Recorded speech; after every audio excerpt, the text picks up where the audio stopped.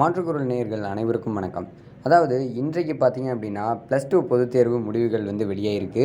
இப்படி வெளியாகிருக்கக்கூடிய நிலையில, இது சம்மந்தமா பல தலைவர்களும் அதற்கு வாழ்த்து செய்திகள தெரிவிச்சுட்டு வந்துட்டுருக்காங்க.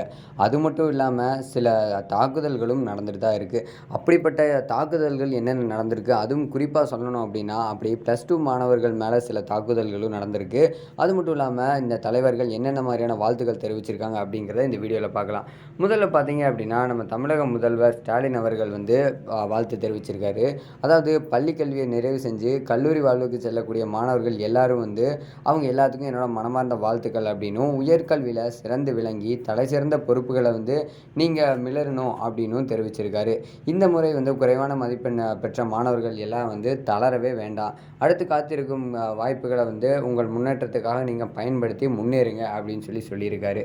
அதைத் தொடர்ந்து பார்த்தீங்க அப்படின்னா, அதிமுக பொதுச் செயலாளர் எடப்பாடி பழனிசாமி அவர்கள் வாழ்த்து தெரிவிச்சிருக்காரு. தமிழ்நாட்டில் 12ஆம் வகுப்பு பொதுத் தேர்வில் தேர்ச்சி பெற்றிருக்கக்கூடிய மாணவ செல்வங்கள் எல்லாருக்கும் மனமார்ந்த வாழ்த்துக்கள். வாழ்வோட அடுத்த கட்டத்துக்கு செல்லக்கூடிய நீங்கள் உயர்கல்வி படிப்புலையும் சிறந்து விளங்கி தங்கள் பெற்றோருக்கும் நாட்டிற்கும் நல்ல பேரை சேர்க்கணும் அப்படின்னு ரொம்ப உருக்கமாக வாழ்த்து தெரிவிச்சிருக்காரு.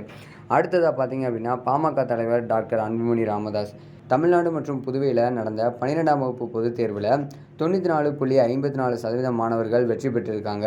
கடந்த ஆண்டை விட நடப்பாண்டில் தேர்ச்சி சதவீதம் அப்படிங்கிறது 0.53% அதிகரிச்சிருக்கிறது ரொம்பவே மகிழ்ச்சி அளிக்குது அப்படின்னு தெரிவிச்சிருக்காரு. அது மட்டும் இல்லாமல் தேர்வில் வெற்றி பெற்ற மாணவ மாணவிகள் எல்லாரும் என்னோட மனமார்ந்த வாழ்த்துக்கள் அப்படின்னு தெரிவிச்சிருக்காரு.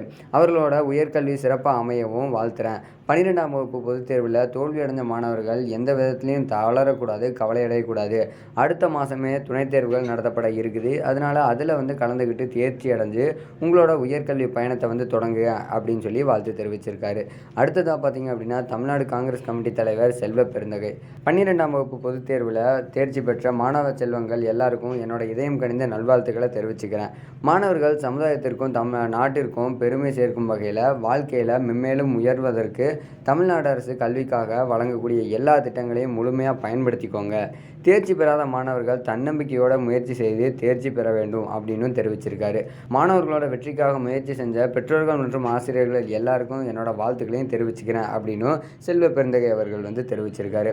அடுத்ததாக பார்த்தீங்க அப்படின்னா, தமிழ்நாடு பாஜக தலைவர் அண்ணாமலை அவர்கள் இன்றைய தினம் வெளிவந்திருக்கக்கூடிய 12ஆம் வகுப்பு பொதுத் தேர்வு முடிவுகள் வெற்றி பெற்ற மாணவர்கள் அடுத்ததாக கல்லூரி கல்வியை செல்லவிருக்கக்கூடிய மாணவர்கள் மாணவியர்களுக்கு அனைவருக்கும் மனமார்ந்த வாழ்த்துக்களை தெரிவிச்சுக்கிறேன் அப்படின்னு சொல்லியிருக்காரு. புதிய துறைகளும் பல்வேறு வாய்ப்புகளும் அனைவருக்கும் சிறப்பானதொரு எதிர்காலத்தை உருவாக்க காத்திருக்குது. அதனால் மாணவர்கள் தங்கள் விரும்பும் துறையில் சென்று சாதனை படைக்க வேண்டிக் கொள்கிறேன் அப்படின்னு சொல்லியிருக்காரு. அதுபோலவே 12ஆம் வகுப்பு பொதுத் தேர்வில் வெற்றி வாய்ப்பை இழந்தவர்கள் தோண்டு விடாமல் அடுத்த முறை சிறப்பாக உழைச்சி முழு நம்பிக்கையோட தேர்வை எதிர்கொண்டு வெற்றி பெறணும் அப்படின்னு நான் இறைவனை பிரார்த்திக்கிறேன் அப்படின்னு பார்த்தீங்கன்னா அண்ணாமலை அவர்கள் தெரிவிச்சிருக்காரு. இப்படி பல தலைவர்களும் தங்கள் சார்பாக பல விதமான வாழ்த்து செய்திகளை சொல்லிட்டு தான் வந்துட்டுருக்காங்க. இருந்தாலும் கூட பார்த்தீங்க அப்படின்னா, சில தாக்குதல்களும் மாணவர்கள் மேலே நடந்துட்டு தான் இருக்குது. அந்த வகையில் பார்க்கும்போது நெல்லை மாவட்டம் நாங்குநேரியில் இருக்கக்கூடிய பகுதியில் சாதிய தாக்குதலுக்கு உள்ளாக்கப்பட்ட ஒரு மாணவன் அப்படின்னு பார்த்தீங்கன்னா, சின்னதுரை அப்படிங்கிற ஒரு மாணவன் இருக்கார். அவர் மேலே சாதிய பிரச்சனையை முன் வச்சு தாக்குதல்கள் நடந்திருக்கு. அது மட்டும் இல்லாமல் அவர் ஏற்கனவே அவரோட காலாண்டு தேர்வை மருத்துவமனையில் இருந்துகிட்டே எழுதி பாஸ் பண்ணியிருக்காரு. அந்த வகையில் இப்போ அவரோட பொதுத் தேர்வு முடிவு வெளியாயிருக்கு. அதில் பார்த்தீங்கன்னா அவர் 600க்கு 469 மதிப்பெண்கள் எடுத்து தேர்ச்சி பெற்றிருக்காரு. இது பலராலும் பாராட்டக்கூடிய ஒரு விஷயமா இருந்தாலும் கூட இப்படிப்பட்ட சாதிய தாக்குதல்கள் இனி இருக்கக்கூடாது அப்படிங்கிறதான் எல்லாத்தோட பொதுவான கருத்தாக இருந்துகிட்ருக்கு. இப்படிப்பட்ட பல நிகழ்வுகளும் நீங்கள் தெரிஞ்சுக்கணும் அப்படின்னா கண்டிப்பாக நம்ம சேனலோட ஸ்டே டியூனாக இருங்க.